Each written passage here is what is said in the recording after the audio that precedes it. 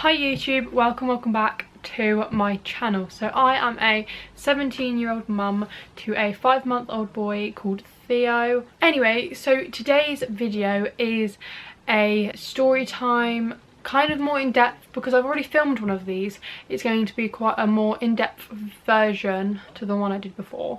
Yeah, I've also spent my last night, because Theo would not sleep at all, I spent last night just in my whole delivery thing, experience, whatever you want to call it. So yeah, I'm gonna film as much as I can of this on my camera, but my camera is about to die. Okay, so I went in for my induction 14th of June this year. Originally went in at 9:30. We were put in a room with like 3 other women and got signed in, all that. By 10:30 I had the pessary put in. It's like a hormone tampon, that is what the nurse said. So it's like a hormone tampon, it starts contractions, it starts labour, things like, it's like a hormone tampon. That's the best I can describe it. It was a waiting game then really. I thought it was going to take days, but you'll soon see that it didn't. So at about 10:50, 11 o'clock, I started contracting, but very little. Like, it was very mild pain. I didn't really know that they were contractions. So I just got on with it. Me and my boyfriend went for a walk to try and get things started. So we actually went to the cafe, and that is on the complete other side of the hospital. So yeah, it's on the complete other side, and so we got to the other side completely fine. Whilst my boyfriend was queuing up to get us lunch, I started contracting to the point where I wanted to cry already. So on the walk back I had to sit down so many times. I had to just keep sitting down. I kept whinging, but that's obviously understandable because I'm contracting. It literally took like 45 minutes to get back to our hospital bed. So when I got back, they did a sweep or a speculum. I can't exactly remember what it was, but it's to check how dilated I am, because I was contracting every 6 minutes at this point, but I wasn't dilated enough, obviously. So they couldn't break my waters, they couldn't do anything about it. I couldn't go down to labour ward. So I gave it a couple of hours. I was in so much pain. Quite obviously, I'm about to have a baby, you know. I'm obviously going to be in bloody pain. I was trying everything. I tried all of the things they would give me. I tried the TENS machine. I tried a warm bath. To be fair, the warm bath helped more than the TENS machine. The TENS machine only helped for the first like hour. So I waited it out and then was contracting every 4-ish minutes. See, this is not 100% accurate just because, yeah, but it was within 4 or 5 minutes between each other. So yet again, still wasn't ready for the labour ward. My cervix, I can't remember if this was whilst I was in the labour ward, in the labour room, or on the ward. So my cervix wasn't in the right place. I believe that was when they were checking how dilated I was, because it had to move or something. So I was bouncing on my ball for ages. And it just wasn't going anywhere. So I got into bed and I had as much of a nap as I could. I literally had 5 minutes. It then felt to me as if I was having contractions every 2-ish minutes. So I paged the nurse midwife that was on duty at the time, and I was like, these are like almost back to back.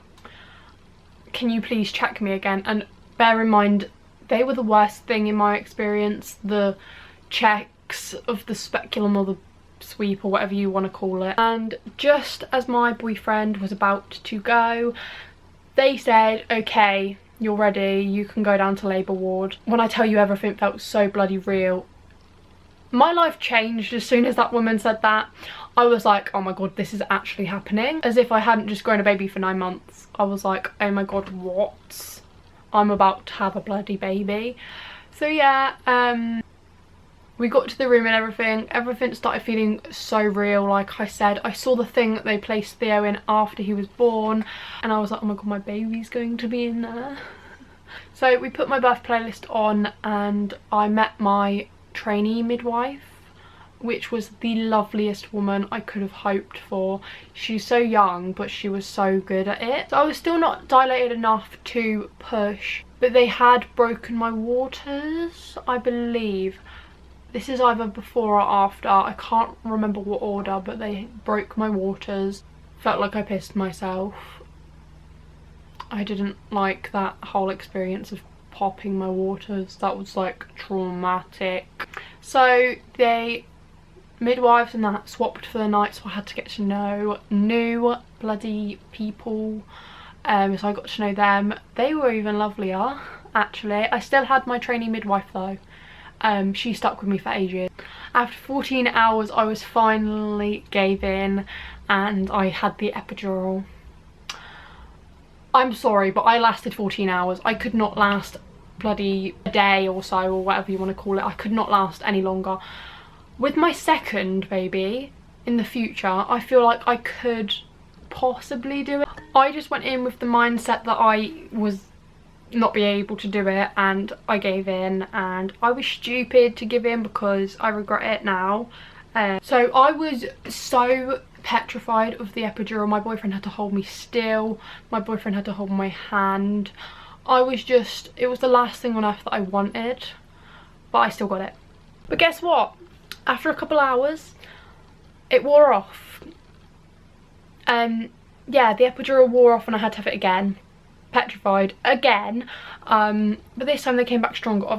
So this time they came back stronger, and obviously that hurt because I was only like 4 centimeters, 3 centimeters dilated when I first started getting them, but I still was not ready to push. So we were told to get as much sleep as possible because this is going to be a long wait. So I couldn't fall asleep because of the contractions. My boyfriend had just fallen asleep on the pull-out chair in the labour room. He was asleep for about 5 minutes, and then the nurse woke him up saying, she's pushing now. She's about to push, wake up. So we both had a shock with that, and I was like, oh my god, it's happening. So I pushed when she asked. I pushed when she told me to. It got to around pushing for half an hour. At this point it was 4 in the morning. So I pushed half an hour. That got me to 4:30-ish. He just wasn't budging. He just wasn't coming around the bit that I don't know what it's called. Is it crown? I'm not too sure. But he just wasn't going around the U-bend, as they call it. So I was scared I was going to get cut, and believe it or not, a lady comes in with a pair of scissors and she's like, okay, you've got to get him out. His heart rate is being affected. We need you to get this baby out. I said, I am not being cut. Give me one last try. And I got him out. I was not being cut. That was quite literally the last thing I wanted on earth. So I got him out and I didn't get cut, and they were very surprised. They were very surprised at that. So I got him out. He didn't cry. He was placed on my chest, but he had not cried. So they took him, didn't tell me what was going on. I was panicking. I said, Oliver, go out there with him, keep him safe, make sure he's okay. He was just so chilled back. He didn't cry. He didn't cry. He was perfectly fine, but he was so chill. He didn't cry. Like his first jabs, he didn't cry. So he was getting his vitamin D jab, I believe it is, that they get put in the foot. And then he was brought back in. But I had stayed up for 24 hours prior because I was so excited. I got no sleep. I don't recommend it. I fell asleep. No one was able to wake me up. I fell asleep. I was perfectly fine, but I fell asleep.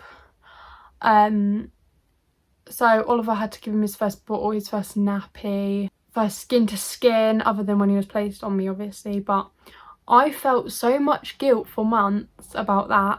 when in reality I had just birthed a baby. I have the right to fall asleep. So when I woke up, it was just so lovely to see them in the corner. I actually have a photo and a video of them, of Oliver giving Theo his first bottle, and let me tell you, I wept. But yeah, so Theo weighed 7 pounds 11.5. We were told 12, but then on his paper it's 11.5.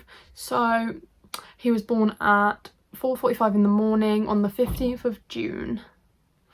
So yeah, that's amazing.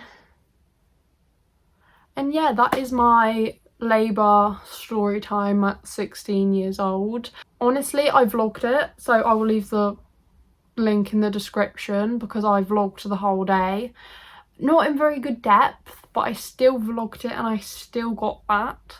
So if you do want to kind of see the whole experience a little better, then there's that video. I'm going to include some photos, but I refilmed this because I feel like this version is so much better than my last version. If you did enjoy this video and find it helpful or useful, then subscribe. I am like 50 away from 1,000 subscribers, so it would mean the world to me if you would subscribe. I'll see you all in my next video. Bye guys.